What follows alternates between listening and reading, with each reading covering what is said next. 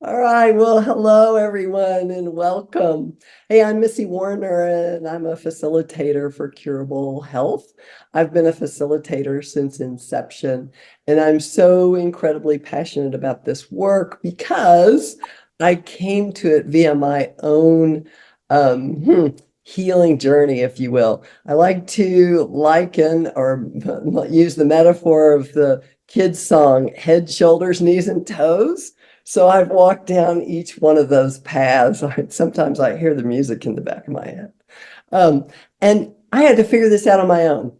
And whereas when I came to groups and I saw and could feel and could tell, groups is really, it's to me, it's like a gift, like a box full of strategies wrapped in a bow of insight, peer sharing, empowerment.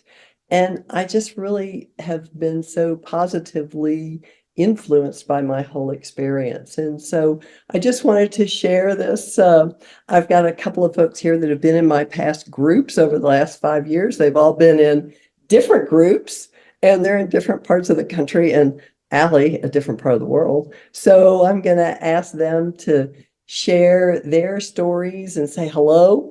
By the way, if you have questions, if you want to reach out, groups at curablehealth.com would be the place to do that. And I will reiterate that after we finish visiting. So with that, hey, let's take it away on introductions and maybe Heather, then Patrick, then Emma, then Allie, and we'll figure out questions. Okay, I'm Heather. I'm in Washington, D.C. I spent about, I don't know, I want to say 6 months on the Curable app, maybe a little longer before I really learned about groups. And I came to groups really for the community. I wanted to hear what other people were going through and how similar that was for me and what I could learn from people on their own journey rather than just from the app. Very cool, Heather. Thank you. I know each one of you has had a healing journey too. So yeah, terrific. Patrick. Hi, I'm Patrick. I'm from Northern California, and I came to the Curable Groups, frankly, out of absolute desperation. I was diagnosed with complex regional pain syndrome, CRPS, in my right hand, my dominant hand, in June of 2021. And it was a kind of pain that I had never experienced and sort of shattered my mind. And I feel like in some metaphorical way, I crawled to the Curable group. I just was so, I was so frightened and I was suffering so much. I was willing to try anything. And Curable seemed like a place where I could be. Yeah, it seemed like a place for me. And it was. It was. I'll leave it at that. Thank you. Thank you, Emma. Thank you both, Heather and Patrick, for sharing that. I similarly came to Curable Groups out of a little bit of desperation. I am located in Olympia, Washington. That's my home base, although I am a nomadic traveler, so I don't really have a home. And I have struggled and navigated a wide breadth of body discomfort throughout most of my life. And what really propelled me into Curable Groups was a traumatic hand injury in the summer of 2021, which was really impactful on both my mind and body. And I years later am able to look at that injury with such an immense amount of gratitude because it propelled me towards Curable. One of my PT physicians had suggested Curable, and it is the biggest blessing I have ever had in my whole life that has impacted both healing for my mind and body, coming from someone who has deeply struggled with mental health related to anxiety and depression all my life. And it's been a beautiful experience being able to go through the app for about a year. And then I realized I want more. I want a community piece to this. I want to know what others are going through. I want to feel validated and feel belonging. And I deeply found that in Curable Groups. So I joined the app in fall 2021 and then signed up for Curable Groups in fall 2022 and was so blessed to have Missy as my facilitator in groups. And we'll say more about this later, but I was able to reclaim myself, my identity, and so much of who I want to be. And now I have that in my life, and my life has gotten so much bigger since groups. And it's so clear to me when I look back on my journey that Curable Groups was the instrumental foundational piece for me to feel that sense of belonging and remind myself I'm human, and has given me so much purpose as well, sharing my story and hopefully inspiring and helping others. And I think that's why we're all here today. So thank you so much. Thank you, Emma. Allie. Thanks, Emma. Hi, my name's Ali, and I'm based in Auckland, New Zealand. And I think I third the desperation that Patrick and Emma spoke about. I was definitely at a low place in my life due to a series of stressful events. I ended up suffering from chronic fatigue and was virtually housebound. I did the Curable app for about a year, and it really resonated with me. I loved doing the daily meditations, but I just wasn't sort of progressing to a point. And then I just came up on my feed, or I don't know how I ended up in the call about the groups that you can do, and you can speak to past participants. And I just left that call and signed up straight away. I was like, this is what I've been looking for. This is what I need. And there was no question in my head. I signed up and I did the program this time last year, actually, and my life is just completely different now. I've been traveling. I go out hiking all the time, walking. I do stuff with my family. The Curable apps just gave me so much, and the group, just the whole package. But the group was especially impactful for me because of the other people. Just knowing you're not alone, knowing it's not just happening to you, just feeling and what everyone else gives you. Everyone else was so supportive. It just propelled me forward. And it's just been an amazing experience for me, like everyone else. It worked for me. It really worked. And I think, like Emma said, it's not just my physical health now, my mental health. I mean, well, you're learning curables. It doesn't really separate out. It's all connected, and just all round, my whole life is just so much richer now, and I'm so much more grounded and happier. Oh, Allie, thank you. Hey, thank you. I want to just say one more thing. And that is that I didn't say that I came to Curable because of migraines. And I've had migraines since I was 16 years old. And although I always could keep going with migraines, it was a place I hid. So it was a place that I didn't want people to know. So I pretended. At the beginning, I couldn't pretend because we didn't have the meds. But once we got some of the stronger medications, I could hide behind the medications. So I could be miserable and still keep smiling and keep going and keep pretending that I was okay when I really wasn't. And what I'll say about Curable is I don't have migraines anymore at all. We love that one for sure. So it's interesting because really this is a whole new way of thinking, right? We're planting seeds for new neural pathways. And it's really, whether it's humorous or not, as I'm always saying, hey, as you're thinking about your thinking. But this whole mind-body approach is different, right? You have to suspend your doubt, and you have to really be open to new ideas. So, like, Patrick, when did you start really feeling that this approach could work for you? Well, I was really fortunate in that the doctor who diagnosed me, the first thing that she said, you have CRPS. I asked her, what is that? What are those initials? And she immediately said, download the Curable app.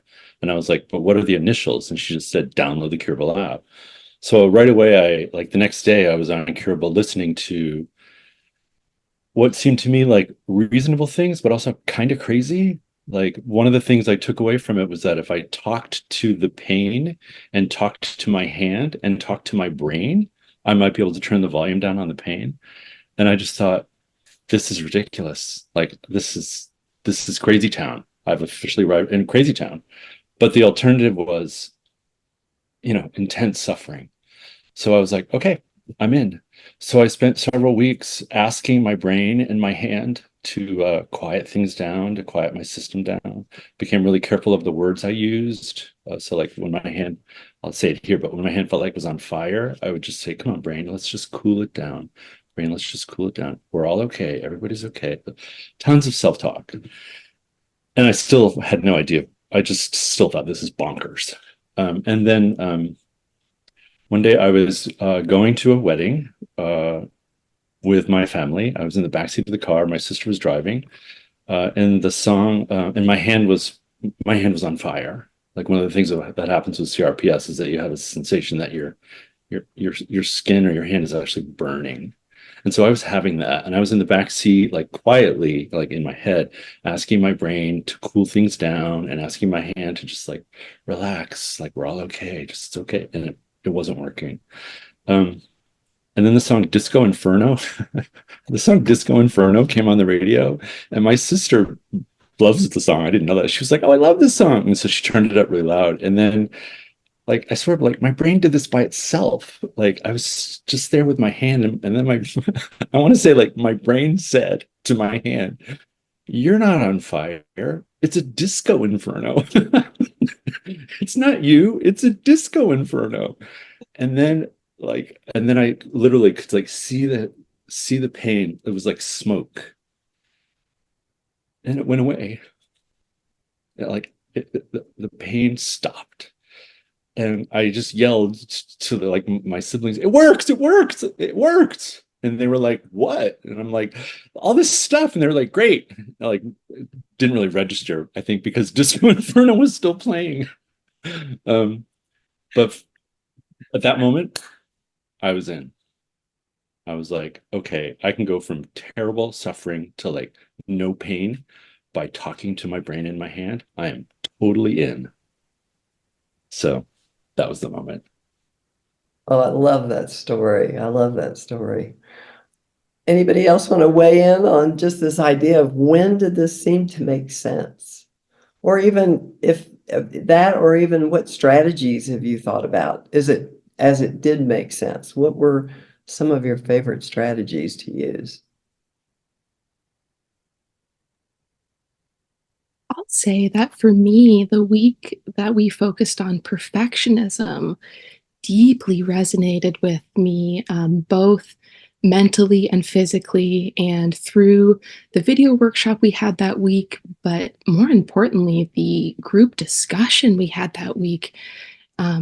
Missy, I remember the moment in that had kind of trickled in throughout the week while listening to the video, but I realized that this idea of perfectionism had kind of silenced myself in life because I wanted to say things the right way, and I wanted to, do things the correct way. And the information that was supplied that week in that discussion helped me realize that perfectionism had silenced me and made me not speak up in our group even. And that was the first week that I started to speak out loud to the group and felt like I truly was meant to be there. I really belonged. And when pain and discomfort in life and these tendencies of maybe something like perfectionism impacts talking about it,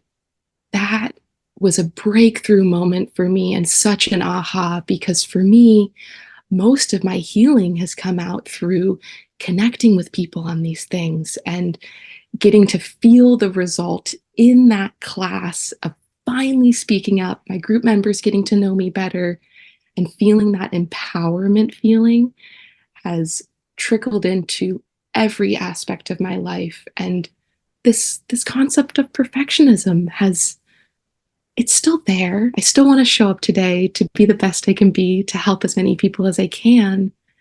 And I'm human, and it's okay. And yeah, I feel a little discomfort because public speaking is a little scary, and that's okay. But this theme of we're all human, and this group aspect of healing together, I think was really, really impactful for me and was so helpful for my journey. Very cool. Yeah. I can jump in if you like, Missy, on this one too. I was just thinking about one of the most impactful weeks for me, and that's probably helped in my recovery the most, was the boundary stuff, which I'd never really. We did a workshop on boundary and an amazing video, and the rucksack analogy, like put stuff in your bag, but don't carry rocks and everyone else's stuff, and it's okay to tell them to carry their own. I have a tendency to be a people pleaser and a yes person. Okay, not a tendency, I really did. I think that added to a lot of my stress and exhaustion, because I took on everyone else's stress, everyone else's problems, did everything for everyone when I didn't have to, but I didn't know how not to. But the boundary week, it really taught me how to set my boundaries and feel okay with it, that it was reasonable, that I wasn't being a bad human for saying no to people and letting them do things they could do for themselves. And that was a real, aha week for me. Like, I can say no. It's okay to say no, and I can learn to say no, and I can not have my stomach in knots and feel like I'm doing a terrible thing just by uttering the words no. Then they're not so terrible to say. And I got comfortable with saying no. And from that led me to having a much more comfortable, relaxed life. And actually, by saying no to things, I said no to a lot of stress. And obviously, stress was a lot of what was affecting my fatigue. So that was a really special week for me. And it was an area I hadn't considered. Without the groups, I probably wouldn't have thought that was a big one. I had a bit of a blind spot there. So that was really, really good for me. Oh, I'm glad you brought that up. Heather, you have a button that says no. I do. Not only do I have a button that says no to even talk. Love it. I now have a mouth that can say no. I think that the thing that has been toughest for me, and the thing that I work on the most, came out of when we spoke to the physician on curable groups, was around self-compassion and self-criticism. And I mean, I said something and she just nailed me. And I think it's a really tough one. It's one that I still have to work on constantly when something comes up and I say to myself, so why did you do that? Or how wasn't that ridiculous, or whatever, rather than being really like, oh yeah, just like you were saying, Emma, about, hey, I'm human. I don't do it always right. It's fine. And I think I'm better, and I think I can still get better. So it's a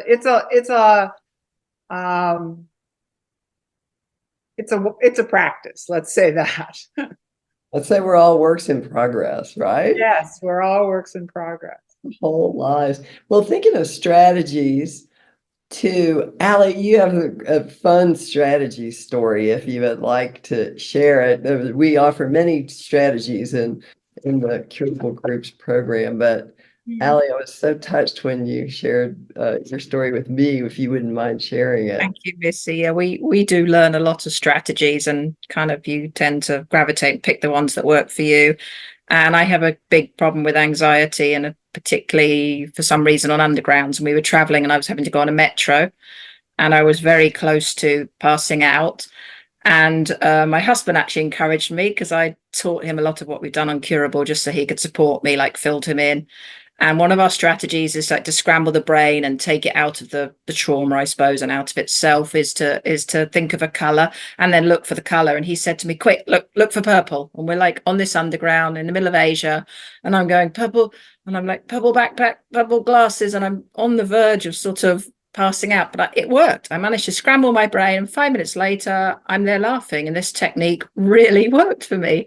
It was amazing. So now we use it a lot. The whole pick a color, scramble the brain, and just take yourself out of the trauma when the brain's sort of closing in on you. It's just one of many awesome strategies that I never would have known before, but really impactful. Yeah. I'm so glad. Yeah, I think it was part of the air technique is what it was officially called. But yes, it fits right into those categories, right? Changing. Oh, it was so helpful. Yeah. Yeah, Patrick, please weigh in.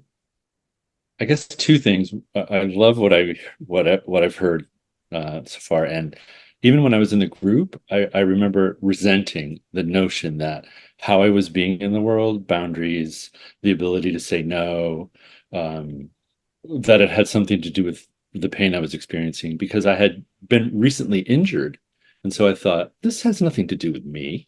This is about my injury, and it took me a while to come around. And once I sort of came around, it was like another light went on. Like, oh, this is actually about some of it is about how I'm being in the world. And if I can quiet my own system and like, like others have said, like set boundaries and say no and stop trying to be a perfectionist, things would change. So there was that. There was this acceptance of like that I have a role in my own healing. And then I just want to talk about music. Like it wasn't just Disco Inferno, but one of the things I figured out pretty quickly was that music made me feel good in my body. And so I would listen to Stevie Wonder, and like pretty soon, like when I was experiencing a lot of pain, I would like put on music I love. And so Stevie Wonder, and then pretty soon I would just be doing this, and then I would have pleasure in my body. And then I'll say that one of the things I read about CRPS is that some people come to hate their own limbs, the limbs that hurt. And I really didn't want that. I really, really didn't want that. So I listened to Donna Summer, I Feel Love, and I would play it. And I honest to God, this is what I would do. I'd hold my hand and sing the song, I Feel Love. And she's like, like and then I would just kiss my hand. I feel love. Hand, I feel love. I feel love. I feel love. I just wanted to change. I wanted to change my brain's idea about my hand hurts, so it's bad. Yeah, and that it worked. Yeah, it worked. Patrick, I'm so glad. One of the things I talk about a lot in my groups is as far as I can tell, you can get replacement parts for your body, but you still have only one chassis. I don't think you can trade in the whole form. So I really think healing is much easier in a body you like, right? Hands, you like them. Head, you like it. And all the other ones. Head, shoulders, knees, and toes, you got to like them. Strategies, go Emma. Yeah, I will, gosh, speak to this. There's so many good topics here. And I think an important one for me has been this idea of self-compassion. I know Heather just touched on that, and Patrick, just in the way that you, in your kind of reframing of how you're relating to your body and your hand, and what in our environment can help support that shift in thinking about how we relate to our bodies and minds. And this idea of self-compassion, bringing together kindness in a non-judgmental way, is healing.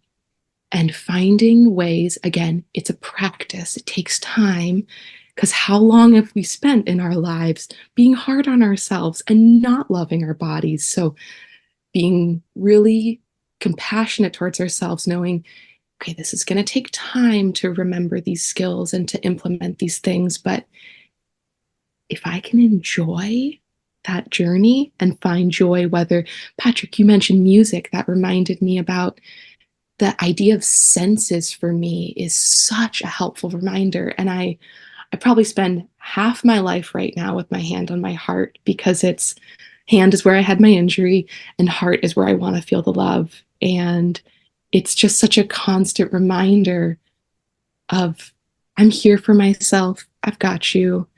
And finding the language that I've always wanted to hear from others, and like, oh I can give that to myself through tone of voice, through practicing it. And it's seeing other people practicing these things that is so powerful and helps me slow down, find my breath, and remind myself that I too deserve to be here. I too deserve to share what's worked, and to step back for a moment and mention skills. I think for me, my biggest reminder of turning to the skills and using the tools that we've learned in curable groups is nature. And from little examples like seeing a bird is a really helpful reminder for me. And that's kind of where it started. But then that's grown as my world has gotten bigger and as I've spent so much time out in nature while running. Just that the smell of fresh air is that reminder. Seeing little beautiful things in nature is just such a freeing and safety reminder to myself of, oh yeah, self-compassion. Oh yeah, let's catch those thoughts. So nature's wonderful and healing in and of itself. And when it can be combined with these tools, it is wild to see that come to life and to feel that come to life in our bodies. It's so cool. I love it. I love it. Yep. Birds don't sing if they're scared. Right. They really sing if they feel safe, chirping away. Heather, what's your favorite or strategies that maybe go-to strategies? Well, I have several of them, and so I have a little thing called the Minibird on my computer, which goes off every 90 minutes, and it reminds me to use a strategy, whether I have any pain or not. So I do a lot of physical things. So I remind myself that I've got what it takes. I'm it. I've got what it takes. I swing. So I do a lot of physical things, moving my one leg at a time back and forth in a swing, or I swing like this. So those are the strategies that I use most often. And of course, a lot of deep breathing. And I also meditate every morning. So those are the things that I use. And I try to use them even if I'm not thinking about pain, that if it has nothing to do with that, because I feel like if I just use it, this is my story that I tell myself, if I just use it during a pain episode, then it's not going to work. I have to incorporate it in my life, or I want to. Habit. That's what I'm hearing. Is this self-regulating, this calming oneself down so that the baseline is much more calm. Right.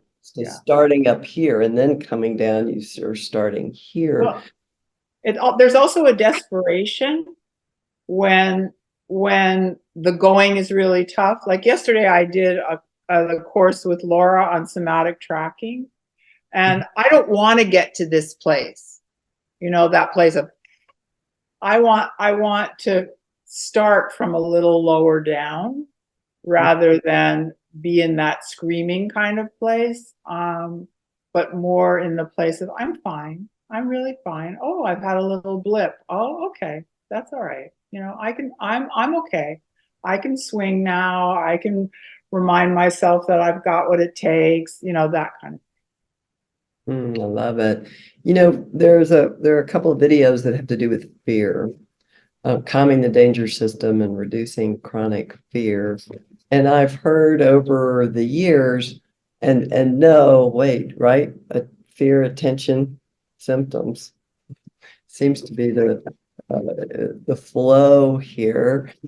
So maybe if you all want to share strategies around this fear component or this recognition of, okay, right now I need to start thinking about this.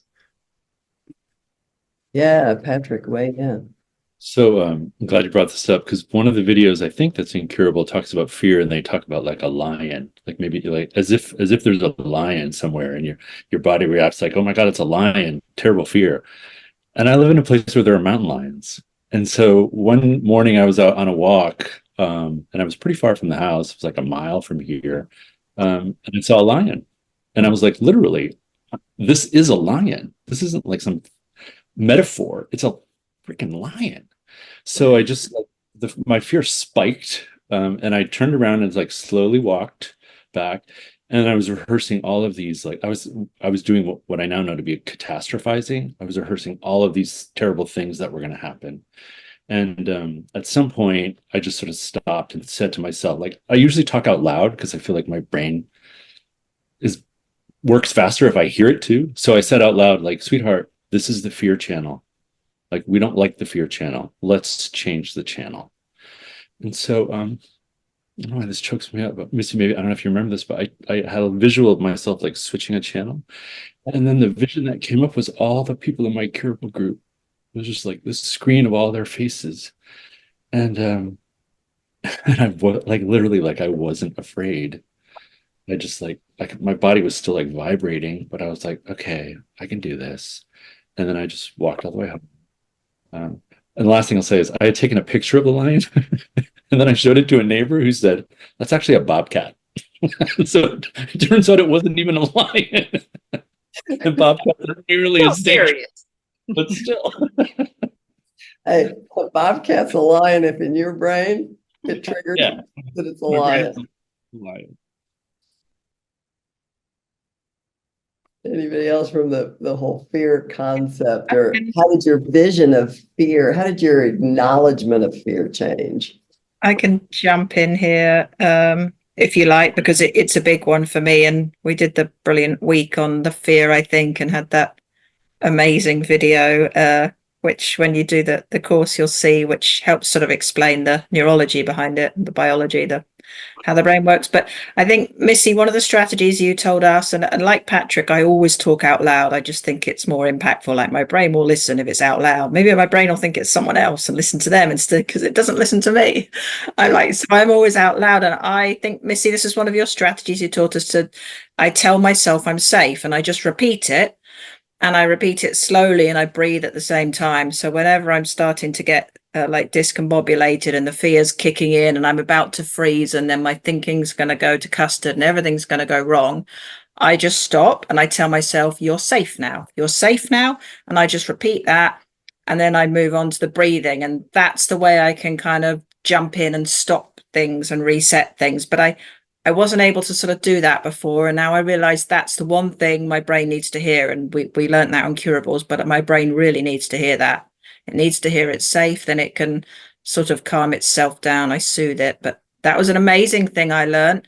And I can use that whenever my anxiety or panic's kicking in. And it can't be overused. I mean, I can use it several times a day, but it works. And I've got it's maybe less than a minute and I'm regulated again, which is unbelievable. Something that could have gone into a full-blown panic attack and not ended well is now something that I'm like, okay, I got this, you're safe. And I just switch it on and off I go. And a minute later, I'm regulated. It's really good. That I like. Oh, I'm so glad. Anybody else on the, hey, I'm safe in this moment topic?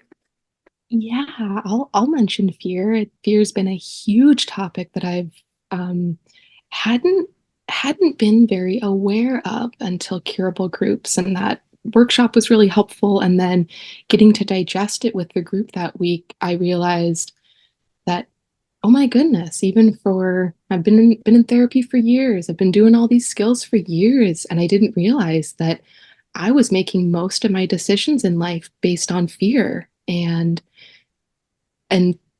that happens. That's okay. That's human. But becoming aware of this fear and how it was kind of ruling my life and kind of dictating my life, and kind of helped me realize that fear is an aspect of life. It has its place. It's inevitable here and there. And I don't need to make any decisions based on fear. Now that I have skills to regulate and to be more aware of it, it has been really powerful for me to be able to almost embrace fear with curiosity And so now I think for me in those really scary and terrifying moments sometimes, like a good example for me is I don't have a home, and a lot of people find a lot of safety and comfort in their home, and I'm in a different home sometimes every night. And so I've really had to practice this skill of, oh, well, let's get curious. Why might I feel fear right now? Kind of taking this step back and observing it, taking some moments to deep breathe, remind myself of safety. What do I need right now? What could I provide myself right now that could calm my nervous system, bring my prefrontal cortex back online, like make sure my full brain is there. And it takes time and practice to do so.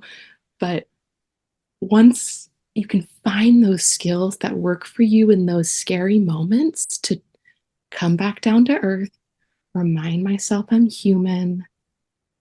Wow. Then that opens up a gateway for, oh yeah, all my curable group members. Oh yeah, like this, it just helps me kind of bring it all back into context of like, well, of course you're a little scared because this is uncomfortable, but that's okay. How could I bring safety into this situation? So embracing that uncomfortable level of fear, because I'm confident now that I have the tools to be able to match those moments, regulate myself so that I can seek out help if I need it, so I can talk it through when I need it. And having the ability to come back to yourself and come back to the moment and be present has really helped me catch those spiraling moments, catch that catastrophizing, and say, hey, sweetheart, what's up? You're good. It's life. You're human. So yeah, fear's a big one. And I so appreciated Curable's approach to fear. Good, good. Heather, anything you want to add on that one, or would you like to jump on the whole topic of, is it as simple as reframing our stories and then just setting them down? I'll just say one thing about fear, and that I don't have a lot of external fear. So that isn't really a big thing for me. I think what I do with fear is I create it. Like, oh, I'm going to get found out, or somebody's not going to think I'm worthy, or I won't be enough in this situation, or something like that. It's more an internally created fear rather than something external. I mean, I love the lion story because I actually saw it on a log 5 feet from a black bear who ate an entire salmon, and everybody was screaming around me and I was having a great time. But I'm just not that externally afraid, but what I create for myself by saying, oh, you didn't measure up, you didn't do that well, that's when the fear kicks in. And that's where I have to go to self-compassion. Well, and two, thinking about, we talked a lot about reframing our stories from that perspective, and this whole handshake, if you will, between all of these different topics. Anybody want to comment just on, hey, wait, I think I have reframed my story, or whatever that story is, or I've put it down. And a lot of this came through in the Moving Past Your Past video. Yeah, I'm happy to speak to kind of reframing stories. A big part of my identity that I really started to grieve losing before I signed up for Curable Groups was I was a traveler. I was a world traveler. I wanted to get out and explore the world. And through pain and my injury and COVID and life circumstances, that all stopped completely.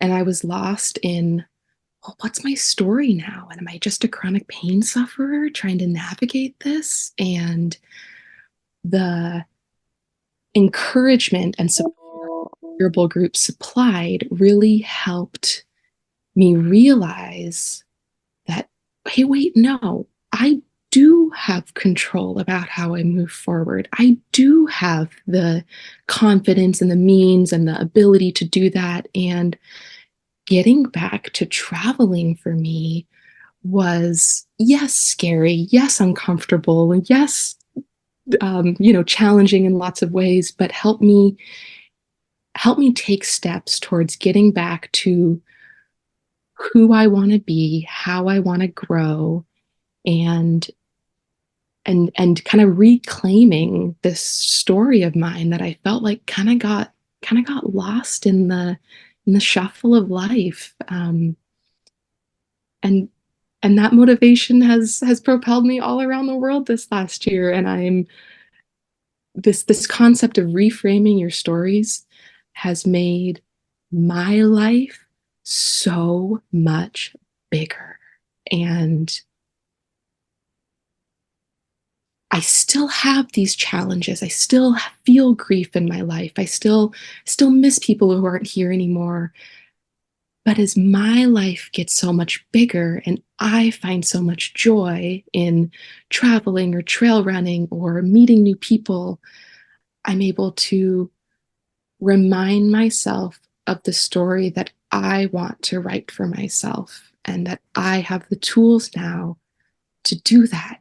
And empowerment and independence is a core piece that came out of Curable Groups for me, and kind of it reinstilled those core foundational pieces for me. So thank you. I'm so glad you brought up joy.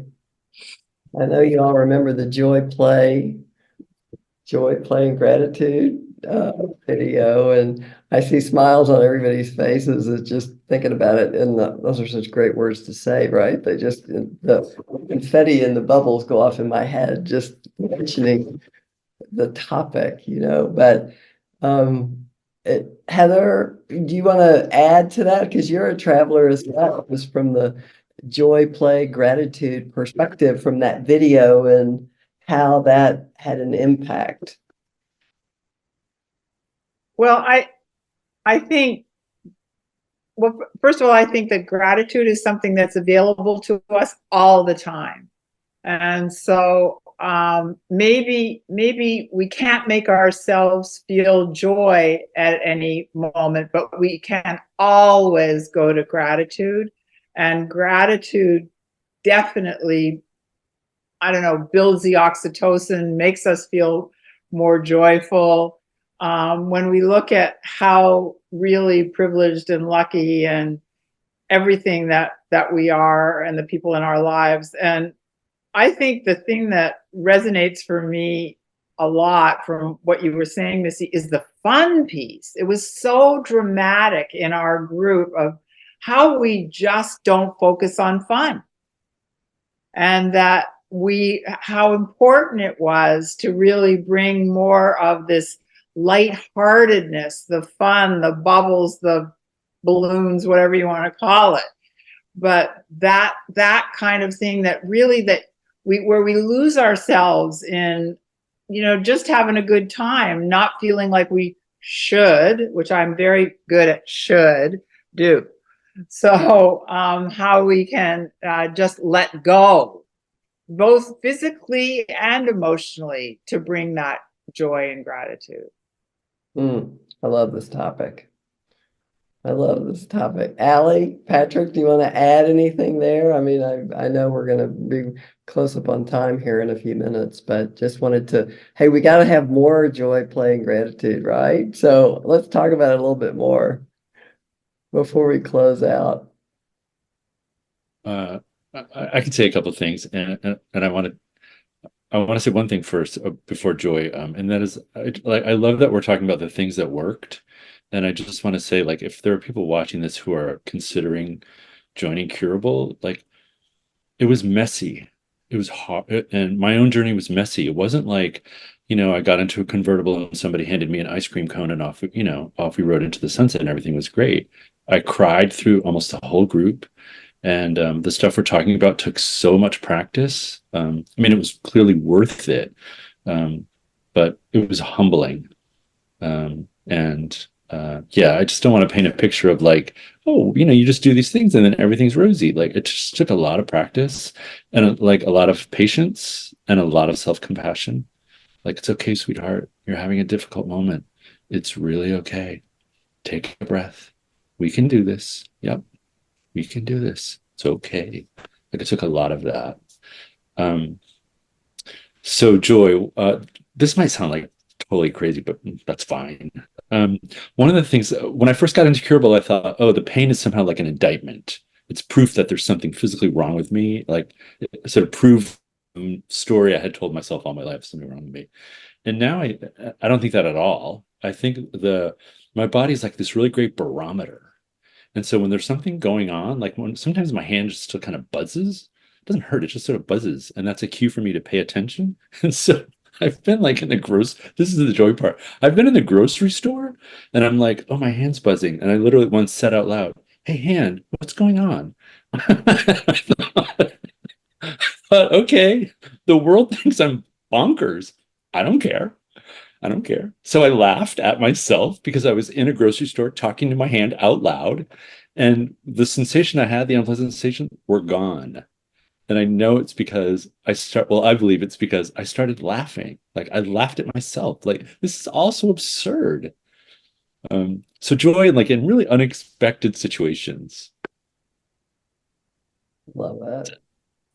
How about you, Allie?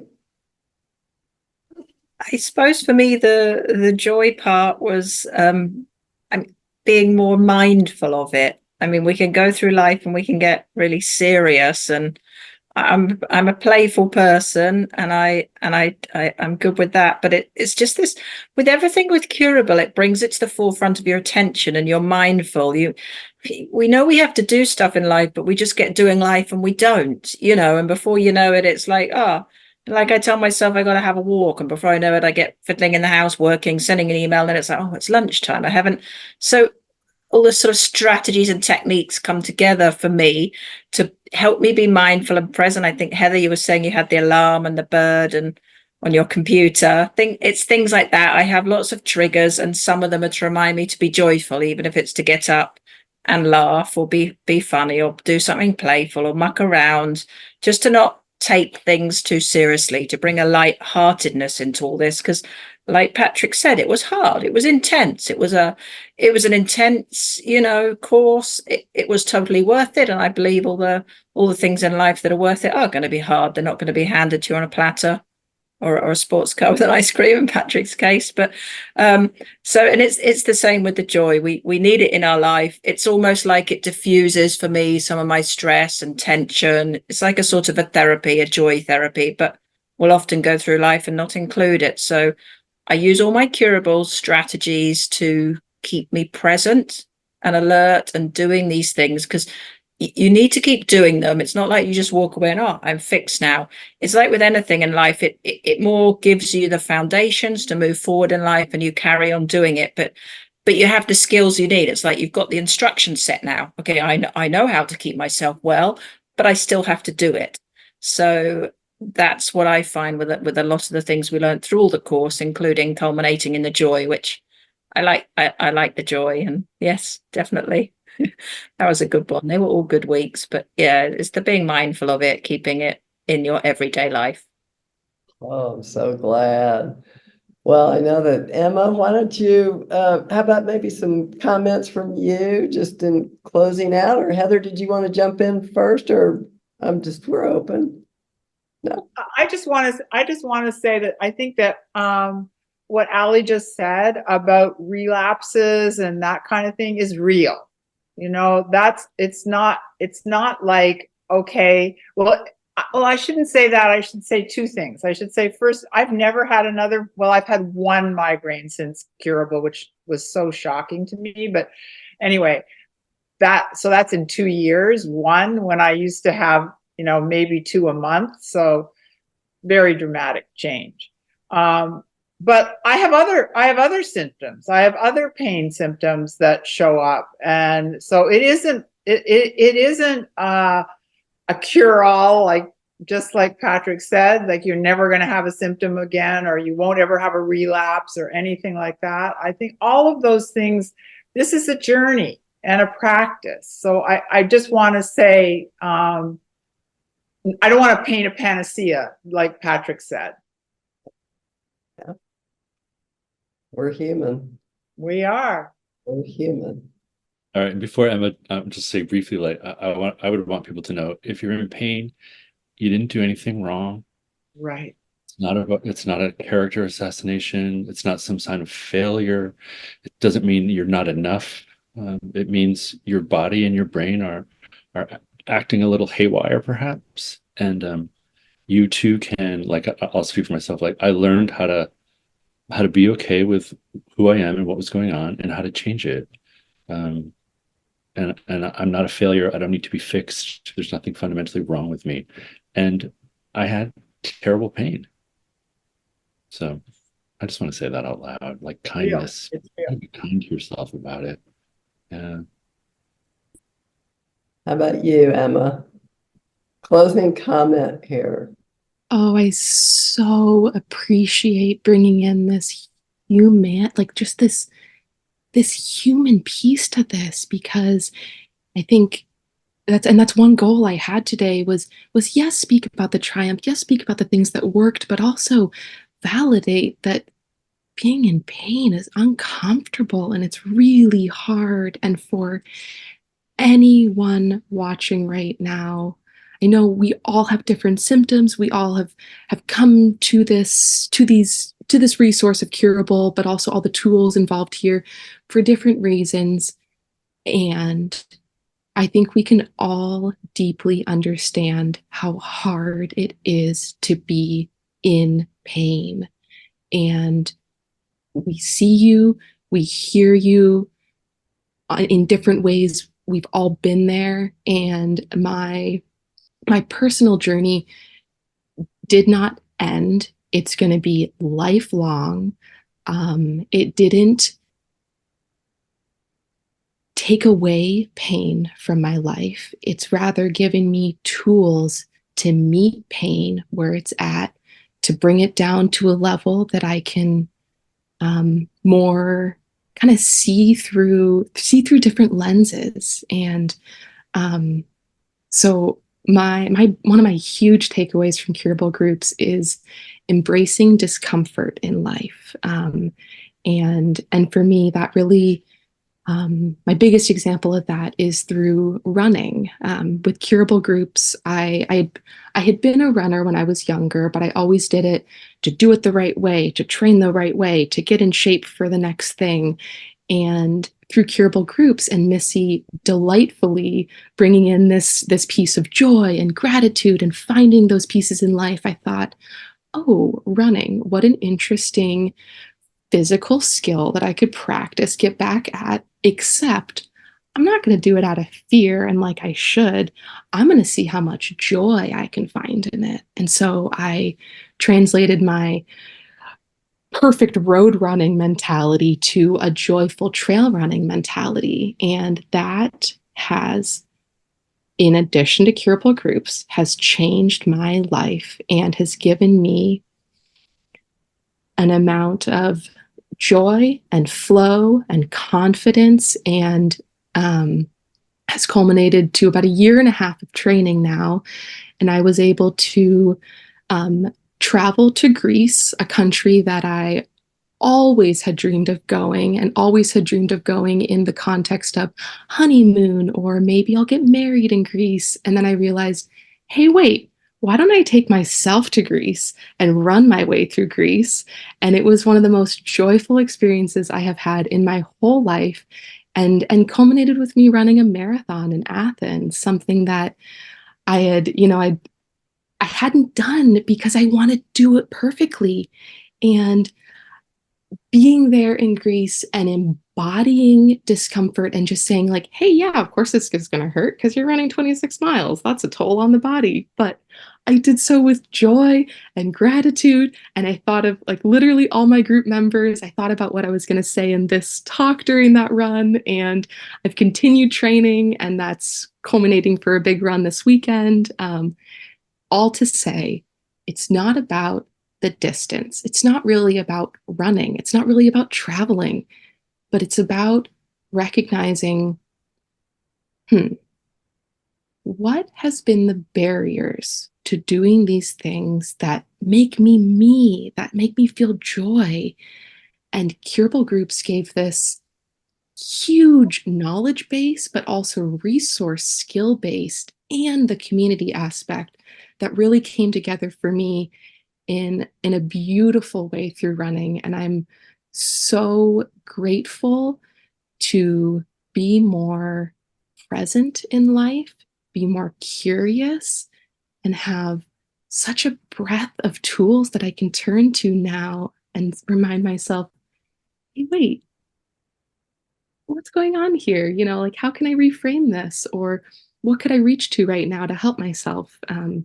So I'm deeply grateful for this opportunity, and so delighted to share these stories with everyone. And I thank you all so very much for giving me a voice and seat at this table. And I just deeply hope that it helps others. And I think we're open for more questions in the future. And I know I want to keep this conversation going. So thank you all so very much. Well, thank each and every one of you. I just am, I'm blessed, and I'm so blessed by your presence. And I know you are blessed and a blessing, as I always say when we end our group. So thank you. And if anybody out there is interested in the program, learning more, please check out curablegroups.com.